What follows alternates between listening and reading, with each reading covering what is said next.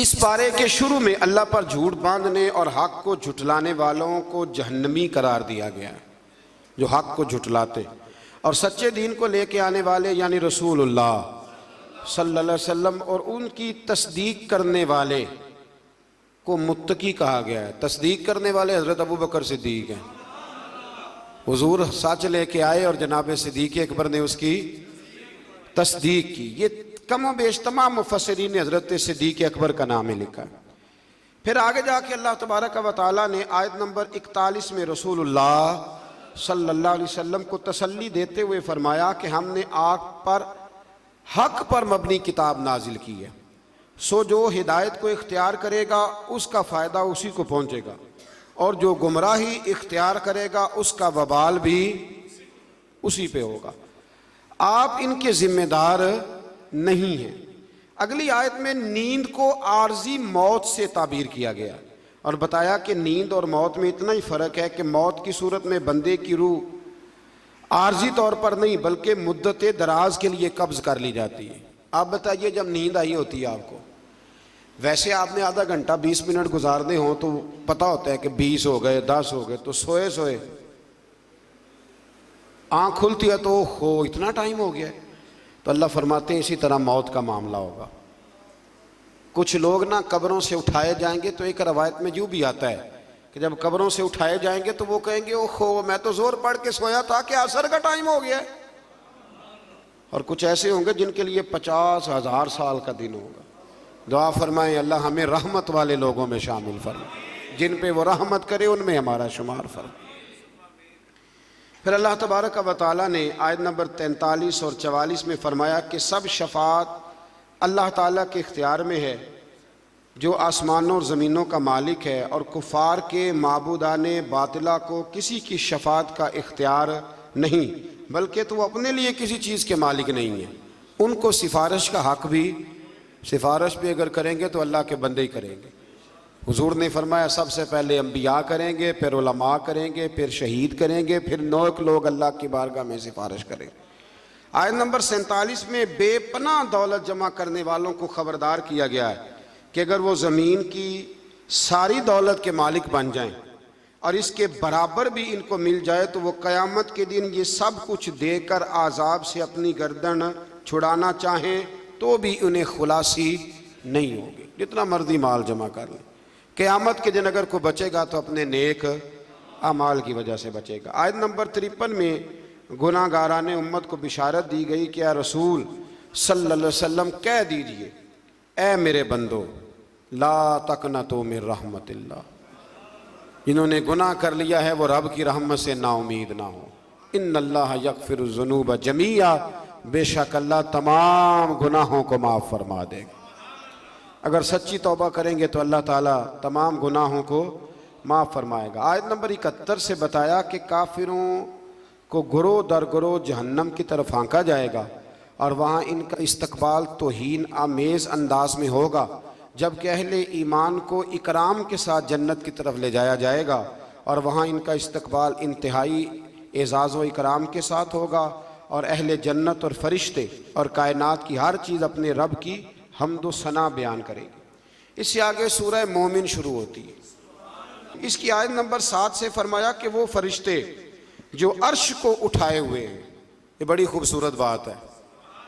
फरमाया वो फरिश्ते जो अर्श को उठाए हुए हैं और जो इसके इर्द गिर्द हैं, वो सब अपने रब की हम्द के साथ तस्बीह करते हैं और उस पर ईमान रखते हैं और मोमिनों के लिए मग़फ़िरत तलब करते हैं। ये भी अल्लाह का करम है ना जी।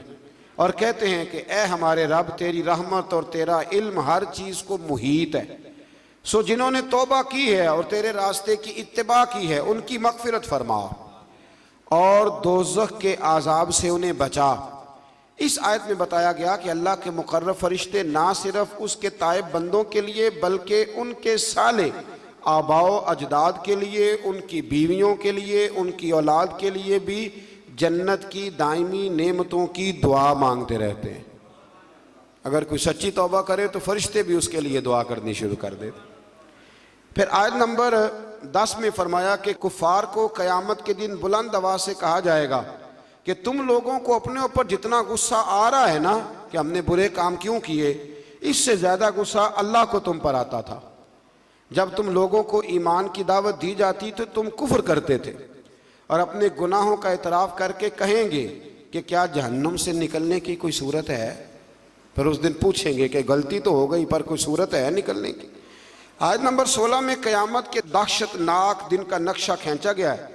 अल्लाह ताला फरमाएगा आज किसकी बादशाही है, सब जानते हुए खामोश हो जाएंगे। फिर अल्लाह फरमाएगा कि अल्लाह की, जो वाहिद भी है और सब पर गालिब आने वाला भी। फिर आयत नंबर 17 से बताया कि क़यामत के दिन सब के साथ पूरा पूरा इंसाफ होगा। वहाँ जालिमों का कोई हिमायती और सिफारशी, जालिमों का ना कोई सिफारशी होगा ना कोई हिमायती होगा, बल्कि मेरे नबी पाक अलैहिस्सलाम ने फरमाया अगर मेरे किसी उम्मती ने ज़िम्मी काफिर पर जुल्म किया, ज़िम्मी काफिर वो होता है जो इस्लामी हुकूमत में इस्लामी कवानीन की पाबंदी में जिज़िया दे के रहता है।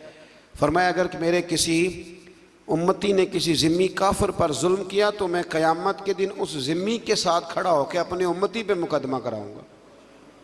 यानी जुल्म वाले की हुजूर भी क़यामत में सपोर्ट नहीं करेंगे। अल्लाह तौफीक अता फरमाए जुल्म से बचने की। अल्लाह ख़यानत करने वाली आंखों और सीनों में छुपे राजों को भी जानता है। फिर इससे आगे आयत नंबर 49 में बताया कि जहन्नमी जहन्नम के दरोगों से कहेंगे कि अपने रब को बुलाओ कि हमारे साथ अजाब में सिर्फ एक दिन की तखफीफ कर दे। अल्लाह महफूज रखे, एक दिन की सिर्फ छुट्टी मिल जाए। जहन्नम का मुहाफिज अमला इनसे कहेगा क्या दुनिया में तुम्हारे पास रसूल निशानियां लेकर नहीं आए थे। वो इकरार करेंगे। आगे चल के फरमाया क़यामत में जालिमों की उज़्र खाही इन्हें कोई काम ना आएगी, इनके लिए लानत है और बुरा घर है। आयत नंबर 60 में फरमाया कि तेरे रब ने फरमाया है मुझसे दुआ मांगो मैं तुम्हारी दुआओं को कबूल फरमाऊँगा। आयत नंबर 64 में फरमाया अल्लाह ही ने ज़मीन को तुम्हारे लिए जाए करार और आसमान को छत बनाया है और तुम्हारी सूरतें बनाई हैं और वही तुम्हें पाकीज़ा रिज़्क़ अता करता है। फिर आयत नंबर 67 में अल्लाह ताला ने इंसान की तख्लीक और इसके बाद मौत तक मुख्तलिफ मराहिल को अपनी निशानियों के तौर पर बयान फरमाया। आगे सूरह हामीम सजदा शुरू होती है। इसकी आयत नंबर 5 में कुफ़ार को इंतहाई सरकशी की कैफियत को बयान करते हुए फरमाया और उन्होंने कहा जिस दिन की तरफ आप हमें बुला रहे हैं हमारे दिलों में उस पर पर्दे पड़े हुए और हमारे कानों में डांट है और हमारे और आपके दरमियान हिजाब है। सो आप अपने काम से काम रखिए और हम अपने ढप पर कारबंद रहेंगे। यानी वो किसी भी तौर पर कबूल हक़ के लिए तैयार ना हुए। कहने लगे जी हमें नहीं आपकी बातों की समझ आती, हमारी आंखों पे पर्दे।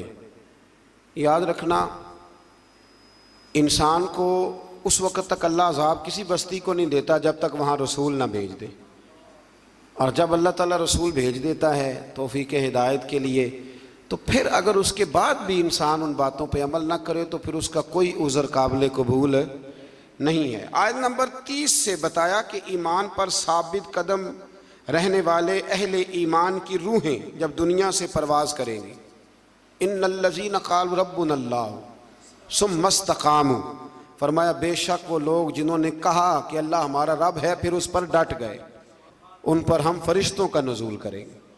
बाद मुफस्सिरीन ने लिखा है कि ये मौत के वक़्त फरिश्ते आएंगे, लेकिन हज़रत अल्लामा महमूद आलूसी उंदलसी, इमाम सुयूती और दीगर बहुत सारे मुफस्सिरीन कहते हैं मौत के वक़्त नहीं, मोमिन जब भी डट जाता है अल्लाह फरिश्ते भेज देता है। मोमिन जब भी डट जाता है अल्लाह फरिश्ते, ये लफ्ज़ भी आपने समझना है।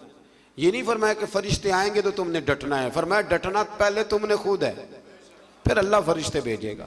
हक पे डट जाओ, अल्लाह तुम्हारी मदद के लिए, इकबाल ने कहा था तू फिजाए बदर पैदा कर, फरिश्ते तेरी नुसरत को उतर सकते हैं गर्दों से कितार अंदर कितार, अब भी वो उतर आएंगे, लेकिन शर्त यह है कि तू फिजाए, तू उस तरह का ईमान पैदा कर।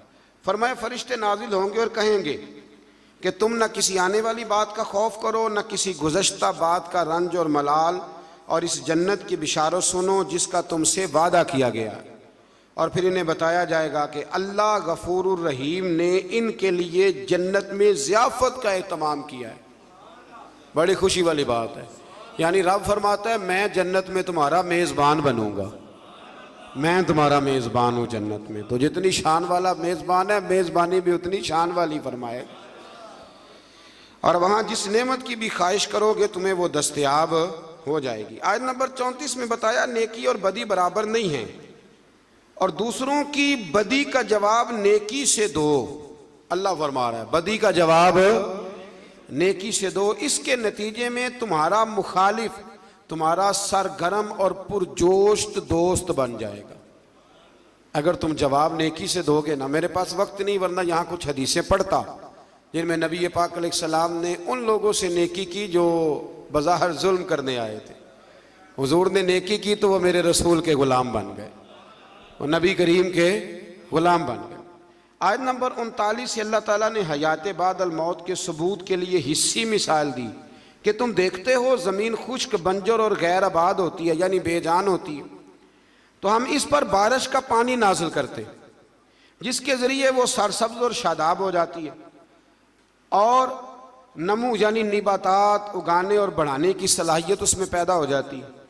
तो जो ज़मीन के लिए हयात है, फरमाया पास जो अल्लाह बेजान ज़मीन में जान डाल देता है वही आखिरत में मुर्दों को भी ज़िंदा फरमा देगा।